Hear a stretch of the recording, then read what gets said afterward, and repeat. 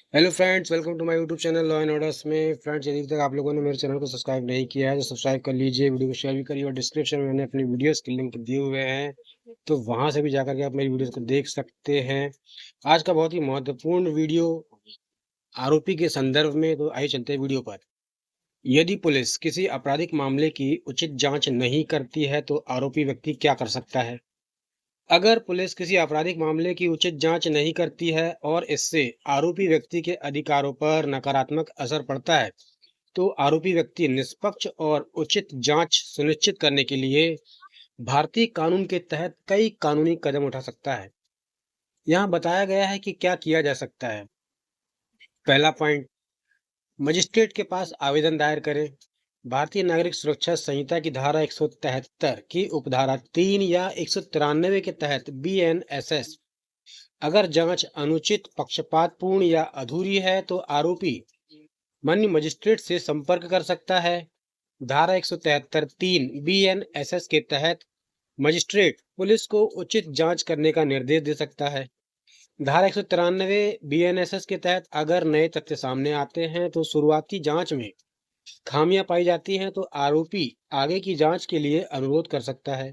इसके अलावा दूसरा पॉइंट, विरोध याचिका दायर करें। यदि आरोप पत्र पहले ही प्रस्तुत किया जा चुका है और अभियुक्त को लगता है कि यह झूठा है या पक्षपातपूर्ण जांच पर आधारित है तो खामियों को इंगित करने या आगे की जांच का अनुरोध करने के लिए माननीय मजिस्ट्रेट के समक्ष विरोध याचिका दायर की जा सकती है।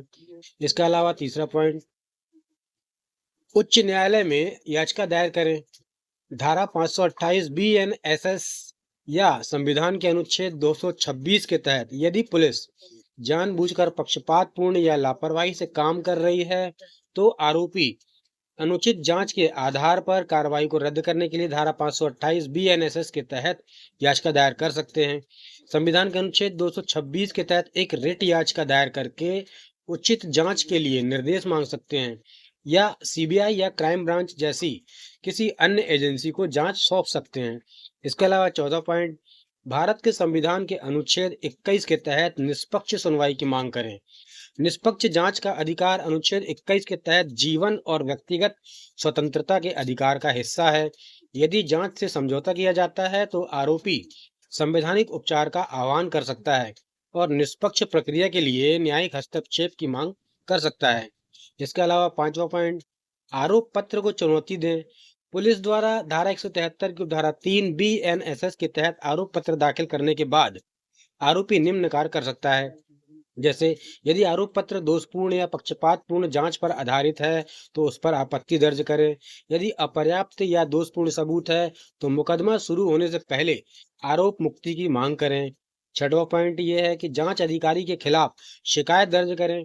आरोपी व्यक्ति लापरवाही या पक्षपात के लिए जांच अधिकारी के खिलाफ उच्च पुलिस अधिकारियों या यहां तक कि सतर्कता शिकायत भी दर्ज कर सकता है। सातवां पॉइंट, स्वतंत्र एजेंसी को जांच स्थानांतरित करने की मांग करें। यदि पक्षपात या मिलीभगत के मजबूत सबूत हैं तो अदालत जांच को स्थानांतरित करने का आदेश दे सकती है। CBI या केंद्रीय जांच ब्यूरो, विशेष जांच दल SIT। इसके अलावा आठवां पॉइंट, परीक्षण के दौरान मुद्दे उठाएं। अभियुक्त गवाहों से जिरह कर सकता है, जांच में खामियां बता सकता है यह और उचित साक्ष्य के अभाव या अवैध जांच के आधार पर अपने आप को बरी करने के लिए तर्क दे सकता है। तो ये थे बहुत ही महत्वपूर्ण पॉइंट आरोपी के संदर्भ में, आरोपी के लिए अपना बचाव करने के लिए। तो फ्रेंड्स, मेरे चैनल को सब्सक्राइब करिए।